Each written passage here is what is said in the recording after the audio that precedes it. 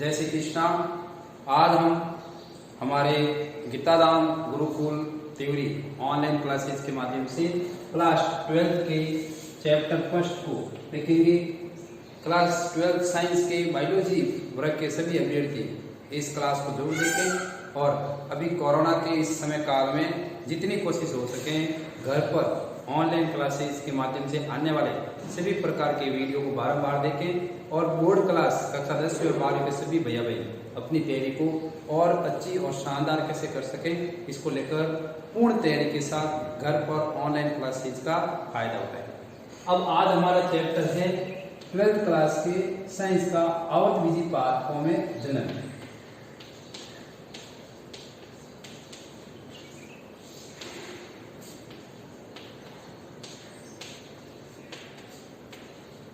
आवर्तविधि पादपों में जनन। सीधी सी बात है कि जो आवर्तविधि पादप होते हैं उसमें जनन की प्रक्रिया किस प्रकार होती है, इसको हम देखेंगे। मुख्यतः ध्यान देने वाली बात यह है कि जो आवर्तविधि पादप होते हैं वो जनन की प्रक्रिया को दो प्रकार से करते हैं। एक होती है आपके अलैंगिक जनन, एक होता है आपके अलैंगिक जनन और एक होता है आपके लैंगिक जनन। एक होता है अलैंगिक जनन और एक होता है लैंगिक जनन। ध्यान देने योग्य बात यह है कि हमने पूर्व में जनन की प्रक्रिया को तीन प्रकार से पढ़ा है, लैंगिक, अलैंगिक और कायिक। या विस्तृत चर्चा मानते हैं तब जो कायिक जनन है वो अलैंगिक जनन का ही एज ए भाग है। और लैंगिक जनन में सीधे सा बात है कि जनन की वो प्रक्रिया जहां पर पौधों की बात करें तो बीज का होना बहुत जरूरी है और इसमें बकायदा आपके मेल और फीमेल का मिलना और संलयन होना बहुत ही जरूरी है। जबकि लैंगिक जनन का सीधा सा समझने की बात देखें तो यहाँ पर सीधा सा बात है कि पौधे के जो भी भाग हैं, चाहे पौधे का जड़ हो, चाहे तना हो, चाहे पत्ती हो, ये सभी भाग किसी न किसी रूप में जनन की क्रिया को कंप्लीट करते हैं। अब आपको अपने सिलेबस के अकॉर्डिंग इस बात पर प्रमुख रूप से ध्यान देना है कि जो लैंगिक और अलैंगिक जनन है वो किस प्रकार से होता है। अब बड़ी बात ध्यान देने योग्य यह है कि जो अलैंगिक जनन की प्रक्रिया है इसमें अर्धसूत्रण व युग्मक संलयन की क्रिया नहीं होती है। ठीक है, अर्धसूत्रण व युग्मक संलयन की क्रिया नहीं होती। तो जब यह नहीं होती तो ये कहां पर होती है, ये आपके लैंगिक जनन होती है। यहाँ पर आपके अर्धसूत्रण व युग्मक संलयन की क्रिया नहीं होती है। इन दोनों क्रिया के बिना क्रिया के नई संतति का निर्माण किस प्रकार हो सकता है, इस बारे में हमें देखना है और ध्यान यही देना है कि किस प्रकार अलैंगिक जनन की प्रक्रिया पूर्ण रूप से दोहराई जाती है। तो पढ़ने की बात करें और एग्जाम के अकॉर्डिंग करें, देखें तो इसकी परिभाषा को हम ऐसे समझ सकते हैं कि जनन की इस विधि में अर्धसूत्रण व युग्मक संलयन की क्रिया नहीं होती तथा उत्पन्न संतति आनुवांशिक रूप से जनक पौधों के समान होती है।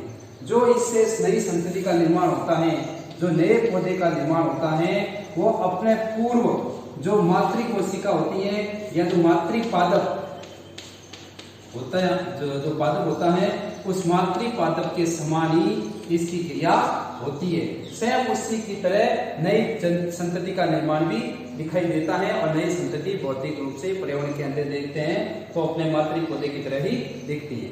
ठीक है, ध्यान रखिए कि अलैंगिक जनन में अर्धसूत्रण व युग्मक संलयन की अभिक्रिया नहीं होती है। अलैंगिक जनन को देखते हैं आगे, तो अलैंगिक जनन है वो आपके दो प्रकार का होता है। कितने प्रकार का होता है? दो प्रकार का। दो प्रकार इसके देखते हैं अपन। एक है अनिषेक बीजता, अनिषेक बीजता, और दूसरा है कायिक प्रवर्धन, कायिक प्रवर्धन।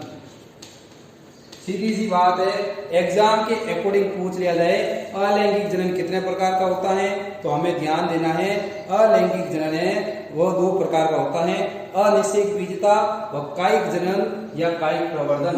इसको कायिक जनन कायिक प्रवर्धन और कायिक जनन भी बोल सकते हैं। ठीक है, अनिषेक बीजता का सीधा सा है, सब देखें तो अनिषेक बीजता मतलब अ के बिना है बिना, लगे निषेक मतलब निषेचन। ठीक है, बिना निषेचन और बीजता मतलब बीज मतलब बिना निषेचन की क्रिया के बीज का निर्माण। ठीक है, बिना निषेचन क्रिया के बीज का निर्माण मतलब बीज नहीं है फिर भी नए पौधे का निर्माण हो जाता है, वह क्या कहलाता है? अनिषेक बीजता। और कायिक जनन का सीधा सा अर्थ है कि पौधे के जो भाग हैं वो किस किस रूप में नए पौधे का निर्माण करते हैं। आगे देखो, ठीक है, तो अनिषेक बीजता को देखते हैं तो बिना बीज के निषेचन की क्रिया, बिना बीज के निषेचन की क्रिया जहां होती है वह अलैंगिक जनन होता है। ठीक है, एक गैमोस्पर्म कहते हैं इसको। फिर सेकंड बात देखें कायिक जनन की, तो कायिक जनन को कैसे समझ सकते हैं? कायिक प्रवर्धन या कायिक जनन। तो देखें इस जनन में पौधे की नई जाति का विकास पौधे के किसी भी भाग, ठीक है, पौधे के किसी भी भाग, तो कौन कौन से भाग है पौधे के? जड़, तना, पत्ती, इसके द्वारा नए पौधे का निर्माण हो जाता है। पौधे के किसी भी भाग, जड़, तना, पत्ती के द्वारा नए पौधे का निर्माण हो जाता है, किया जा सकता है। कायिक जनन में उपयोग आने वाले सभी अंग, कायिक जनन में जो भी ये सभी जो भाग कायिक जनन में उपयोग आते हैं इन सबको प्रवर्त कहा जाता है। क्या कहा जाता है? प्रवर्त। क्या कहा जाता है? प्रवर्त। तो कायिक जनन की प्रक्रिया में जड़, तना, पत्ती के जो भाग उपयोग में आते हैं इनको कायिक प्रवर्त कहा जाता है। अब आगे देखें, अनिषेक बीजता का सीधा सा मतलब है बिना बीज के निषेचन की प्रक्रिया, और कायिक प्रवर्धन और कायिक जनन इसका सीधा सा अर्थ है कि पौधे के जो भाग जड़, तना, पत्ती है इसमें से किसी भी भाग द्वारा नए पौधे का निर्माण किया जाना आपके कायिक प्रवर्धन या कायिक जनन कहलाता है। अब देखो कायिक जनन कैसे कैसे होता है उन सब के बारे में हम देखते हैं। सबसे पहले मान लो कायिक जनन की जो प्रक्रिया है जो हम अपने काम में देखते हैं, तो कायिक जनन है वो आपके दो रूप में किया जाता है सबसे पहले। ठीक है, प्राकृतिक और कृत्रिम। तो सीधी सी बात है कायिक जनन है वो एक तो होता है प्राकृतिक रूप से और एक होता है कृत्रिम रूप से। एक प्राकृतिक रूप से और एक होता है आपके कृत्रिम रूप से। तो प्राकृतिक रूप से बात करें तो कौन कौन से भाग आ गए? ठीक है, सबसे पहले आ गए आपके जड़, फिर तना, फिर पत्ती और फिर जनन अंग। ये हो गया आपके प्राकृतिक रूप से। ठीक है, और कृत्रिम की बात करें तो कृत्रिम के अंदर आपने देखा होगा कीर्तन, ठीक है, पौधे के तने आदि के भाग को काटना वो, ठीक है, और दूसरा है कीर्तन के बाद आप देखते हैं तो एक तो आपकी कीर्तन हो गया, कीर्तन के बाद एक होता है दाब लगाना और एक गुट्टी लगाना। ठीक है, दाब व गुट्टी, इसको दाब और गुट्टी के साथ इसमें हो जाता है एक रोपण। क्या हो जाता है? रोपण, रोपण की प्रक्रिया। तो शॉर्ट में समझे तो पादपों में लैंगिक जनन और अलैंगिक जनन, आवृतबीजी पादपों में दो रूप में होती है, एक लैंगिक एक अलैंगिक। आपको मोटे मोटे रूप में इसका एक फ्लो डायग्राम याद रहना चाहिए ताकि आप एग्जाम से पहले अपने क्वेश्चन को सरलतम रूप में कैसे बांट सकते हैं उसको देखें। तो एक होता है आवृतबीजी में लैंगिक जनन, एक होता है एक अलैंगिक और एक लैंगिक। लैंगिक जनन दो प्रकार का, अनिषेक बीजता और कायिक प्रवर्धन या कायिक जनन। अनिषेक बीजता का सीधा सा मतलब है बिना बीज के निषेचन की क्रिया, बिना बीज के निषेचन की क्रिया। और कायिक जनन है वो भी दो प्रकार का होता है, एक प्राकृतिक और एक कृत्रिम। प्राकृतिक में सीधा सा है जड़, तना, पत्ती और जनन, इन चारों के द्वारा नए पौधे का निर्माण किया जा सकता है। आगे हम इसमें विस्तृत भी पढ़ेंगे, अभी आपको फ्लो डायग्राम के रूप में समझने की जरूरत है। कृत्रिम में कर्तन, जैसे कि गन्ना होता है, गन्ने के टुकड़े कट करके इसको लगा सकते हैं। कर्तन आपके दो होता है, एक होता है स्तंभ मतलब तने को काटना, और एक होता है मूल कर्तन, ठीक है, जड़ को काटना।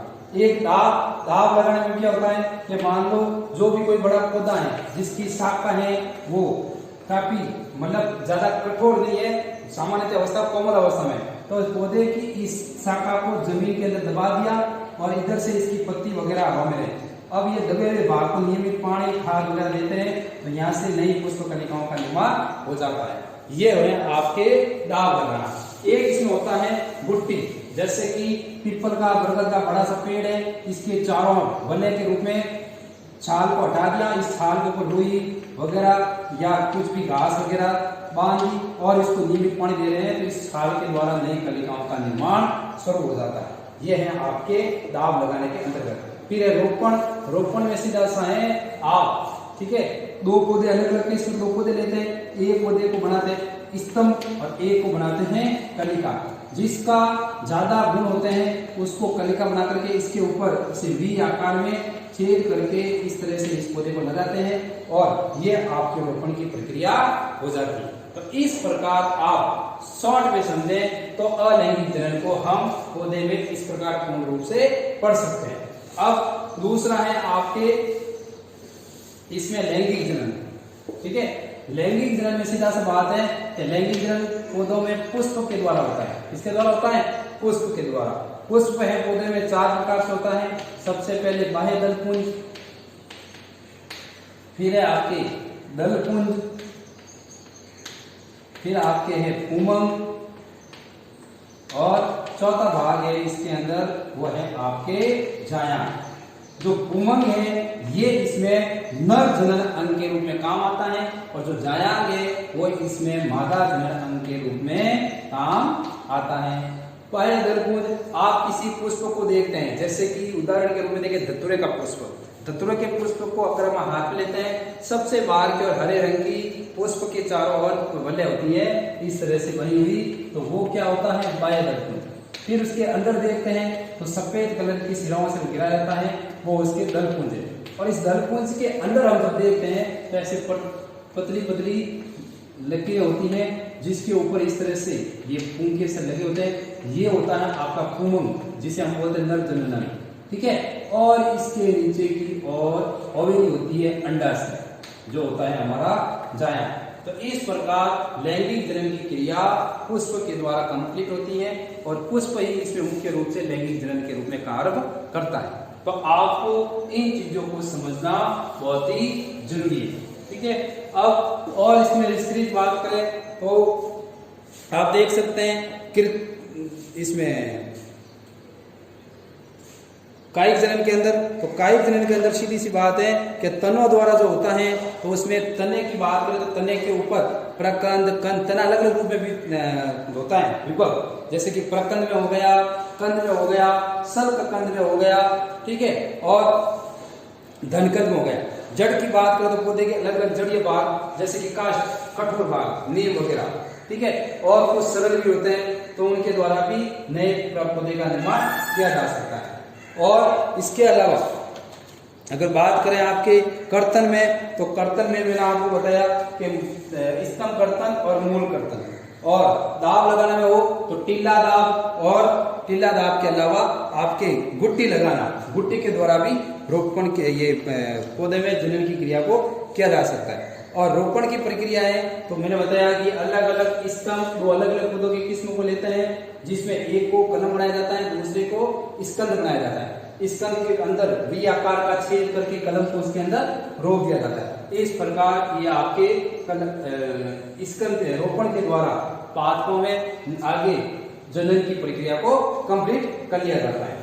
और लैंगिक जनन पुष्प के द्वारा होता है। बाह्य दलपुंज, दलपुंज, पुमंग और जायां, इन 4 भागों में पुष्प विभक्त होता है। पुमंग वो नर जनन अंग के रूप में काम करते हैं, जायां वो आपके मादा जनन या जनन अंग के रूप में काम करते हैं। तो आपके 12वीं कक्षा के चैप्टर फर्स्ट में आवर्त पादपों का जो हमने शॉर्ट तरीके से एक फ्लो डायग्राम के माध्यम से इस टॉपिक को समझने की कोशिश की है। इसकी पूर्ण रूप से चर्चा काफी लंबी हो जाती है, जो हम आगामी जब भी हमारी नियमित क्लास से शुरू हो जाएगी गवर्नमेंट के आदेशों के द्वारा, उस समय हम इसको और विस्तृत रूप से समझेंगे। अभी हमारा उद्देश्य यह है कि आप सभी बोर्ड क्लास के अभ्यर्थी जो घर पर बैठे हैं और इसको समझने की कोशिश कर रहे हैं, तो वह इन चीजों के द्वारा अपने टॉपिक को सरलतम रूप से तैयार किया जा सकता है। कोरोना का समय है, घर पर रहें, सुरक्षित रहें, स्वस्थ रहें और नियमित रूप से हमारे गुरुकुल की ओर से जो भी YouTube चैनल के माध्यम से ऑनलाइन क्लास आ रही है, आप उसका भरपूर लाभ उठाएं। और निवेदन रहेगा, जो क्लास 12th के अभ्यर्थी हैं वो इस गुरुकुल के चैनल को सब्सक्राइब करें और नियमित क्लास को देखें। हमारे द्वारा व्यवस्था अनुसार समय समय पर अलग अलग सब्जेक्ट के वीडियो डाले जा रहे हैं। धन्यवाद। जय श्री कृष्ण।